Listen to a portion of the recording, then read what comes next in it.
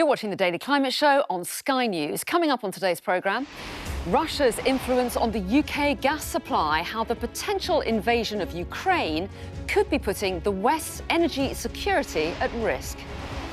Net zero goals could cost the world more than $9 trillion annually, according to a new study. And China attempts to tackle pollution ahead of the Beijing Winter Olympics.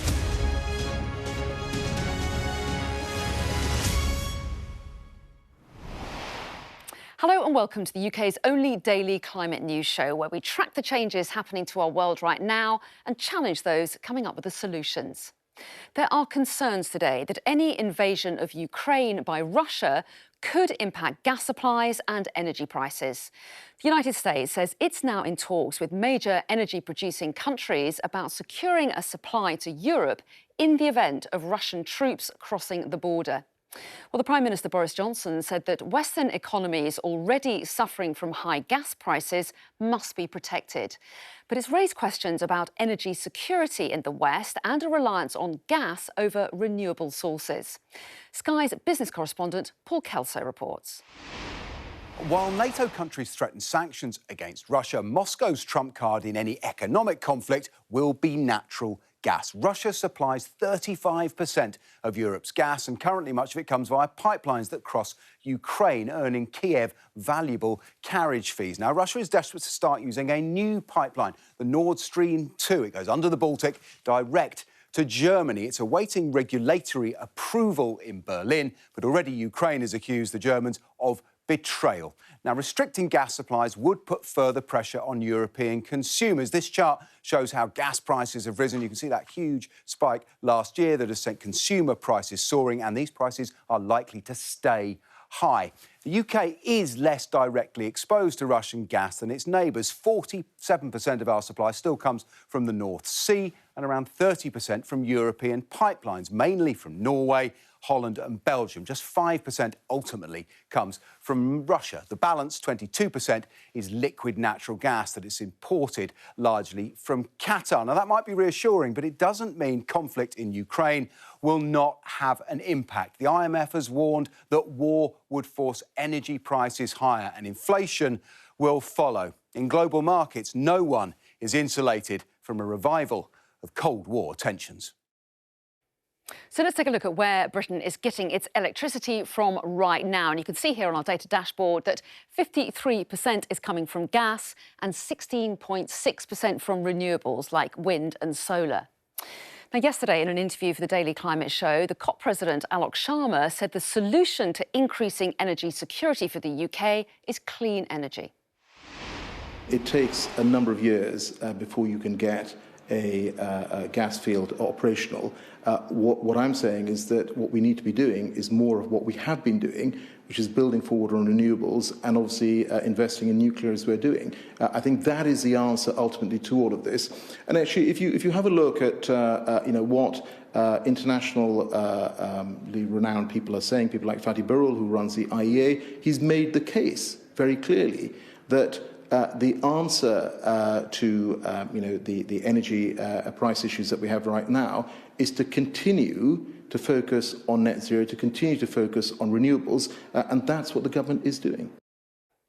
And we'll be discussing whether we can improve our energy security using renewables with Research Director of Futures at Chatham House, Bernice Lee, and climate scientist Michael Mann. That's a little bit later.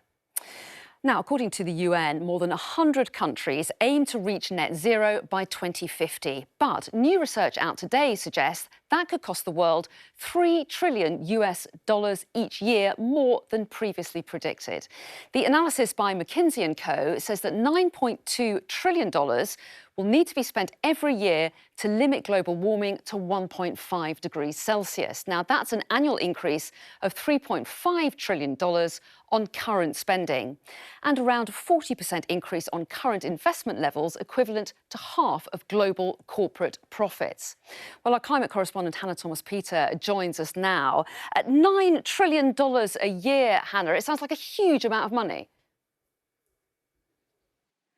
It is, frankly, and it is often the case with all things climate change that estimates and projections are constantly being revised upwards, and that is especially the case with cash because so much is unknown.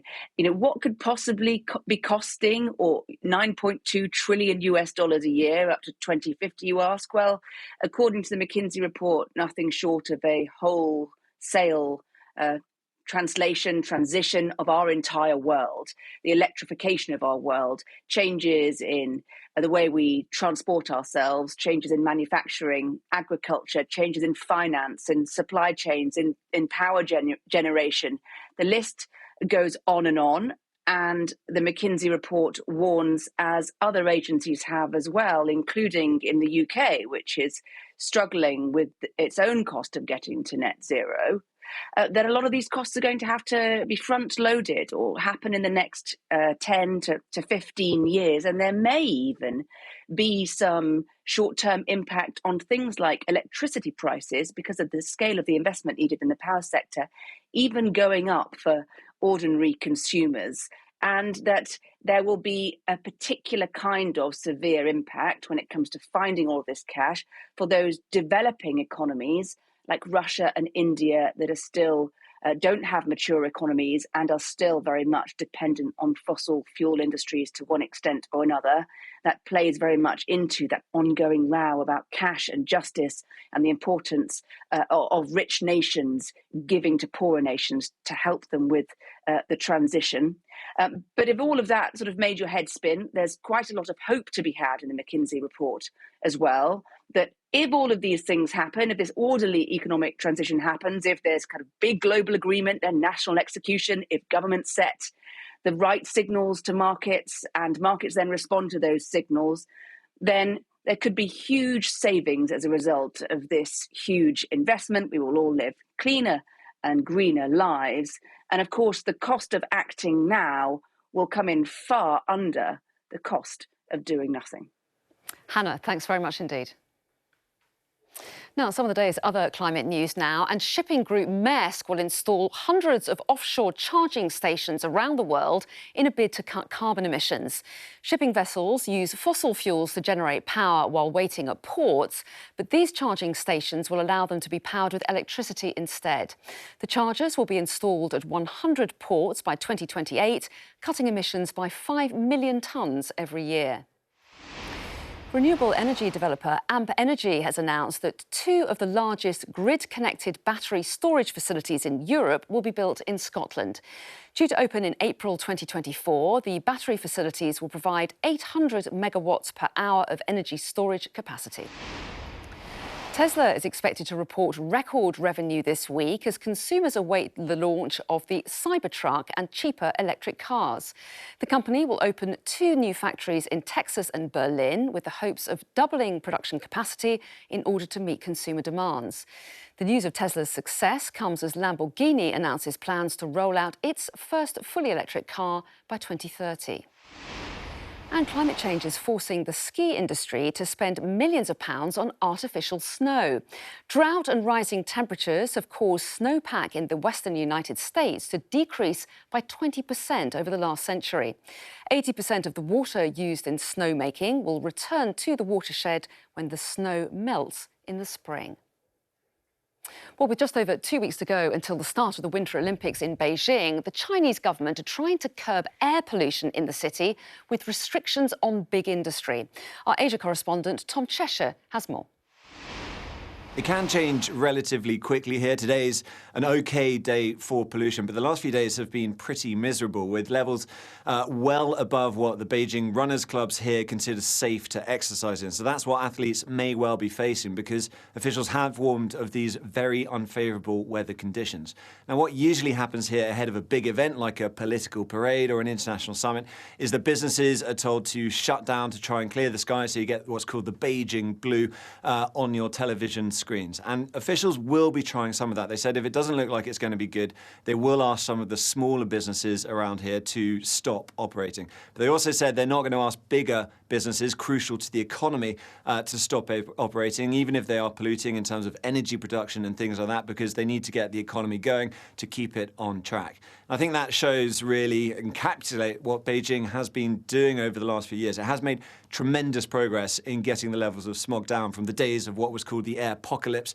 You get fewer and fewer of those every day, and they've done that by relocating a lot of industry, by planting trees and other sorts of measures. At the same time, although they've hit their targets that they've set, those targets are several times more dangerous than what the World Health Organization recommends. So there is this lingering question of how far Beijing is really prepared to go to eliminate this problem completely, and whether it's prepared to sacrifice any economic security, any development growth as a result of that. I think what is looking very probable is that any athletes coming here to compete in the Games in not very many days' time now, they are going to get a Beijing lungful.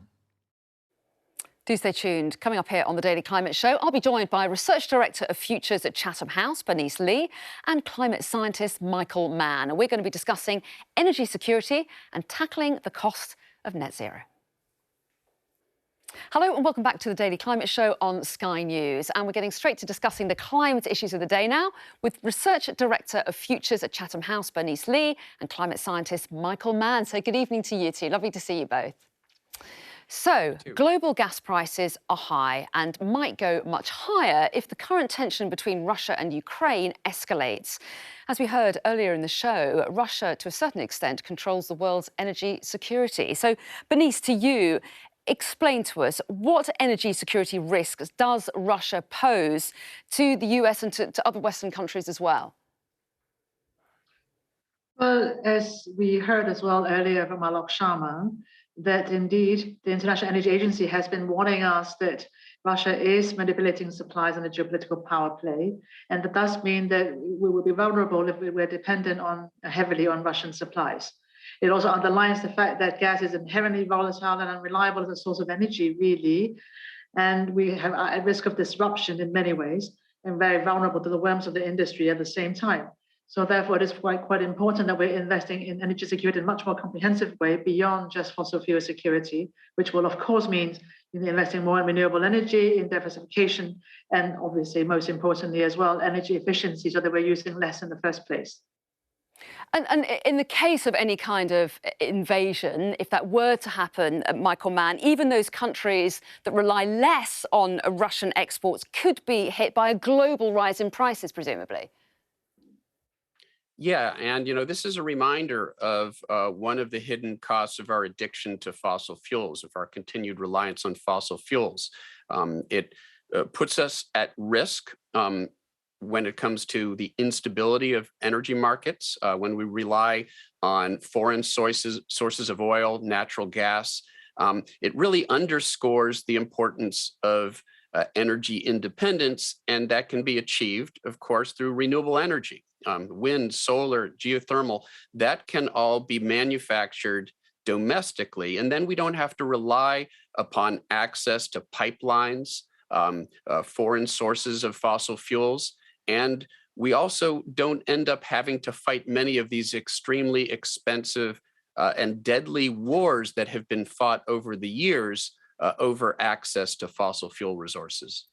So, Bernice, do you agree with that in the future, that's the only way to go? Because a lot of people will say you can't rely just on renewable energy because then you need the wind to blow and the sun to shine, for example, and that can't be relied on.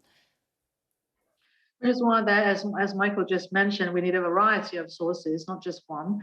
At the same time, it's also very important to remind ourselves that actually managing our demand using less is actually a very important starting point as well. We have already heard that, I think it was Carbon Brief, the website was talking about that energy bills in the UK is about £2.5 billion higher than they would have been if we actually had not scrapped our climate policies. So it's just quite clear that, diversification with investing in more renewables, cleaner energy actually saves money as well as increases security as well in the medium and long term. So, Michael, what action should be taken now to protect countries in this current crisis? What would you recommend? Well, yeah, I agree with everything that Bernice just said there. And again, we do face this sort of short-term shortfall of energy, in part because of the economic rebound from the pandemic. And so we have to recognize that there's some short-term challenges that we face and not lose sight of the longer-term challenge, because in the end, regardless of what happens to oil prices and fossil fuel energy prices right now, in the end, it will be far cheaper for us to move in the direction of renewable energy. It's better for the economy, it's better for the planet. And so we have to continue to decarbonize our economy. We have to continue to work towards global negotiations to reduce carbon emissions dramatically over the next decade or so. And that means no new fossil fuel infrastructure. Even the conservative IEA has said that if we are to stabilize warming below truly catastrophic levels of more than 1.5 degrees Celsius, we cannot invest in any new fossil fuel infrastructure, any new pipelines, oil, natural gas pipelines, coal mines. And so we have to keep that in mind, even as we deal with the immediate challenges that we face. OK, let's move on to our next topic, shall we? Because $9.2 trillion a year, that's how much the world needs to spend every year in order to reach net zero and maintain a habitable world, according to new analysis by McKinsey Consultancy. It sounds like a lot, but it is. And if you consider climate change to be, is it really that much if you consider climate change to be an existential crisis? Now, if you've seen the film Don't Look Up, you'll know that one of the points it makes is that an obsession with money ultimately, well, no spoilers, but it doesn't end well for them. So, Bernice, a fundamental transformation of the world economy and $9 trillion should be spent annually in investment. I mean, it's a huge amount. It's a big ask. Is it pie in the sky? Will it happen, do you think? It is a huge ask, but at the same time, I think McKinsey has pointed out that actually the cost of doing nothing would be much, much higher. And so in some sense, it is in the context of much larger cost to the economy. And I think all the studies we've looked at, we're talking about 10%, 23%, the kind of cost of impacts. And that actually means that it will be costing a lot more than what COVID is currently costing us, for example. And also, I think the good news as well, or the hope at least, is that because historically all these modeling has always underestimated how quickly renewables have gotten cheaper in the past. So there is great hope that actually we will get a lot cheaper and therefore the cost is less than what this estimate would say. So on the one side, impacts cost far more. On the other side, actually, hopefully, if the numbers are, if the fast cost of reduction is underestimated on the other side, there is a great chance that actually we will come on the other side a lot more balanced than these numbers necessarily imply. Michael, do you agree with that analysis? And ultimately, who's going to be responsible for this transformation and this investment? Are we talking about governments or are we talking about corporations? Well, it's all of the above, right? We have to work together. The investment world, governments, individuals, it's all hands on deck. And I would absolutely reiterate the central points that Bernice just made. First of all, when it comes to the cost of action, this report, I haven't looked at it in detail yet, but it probably relies, for example, on the IEA projections of renewable energy costs. And the IEA has dramatically underestimated the lowering in cost of renewable energy in past years, over the past decade. They have consistently therefore overestimated the cost of the transition to renewable energy. And if this report, for example, uses those numbers, and I suspect it does, then it is overestimating how much it will cost to decarbonize our economy.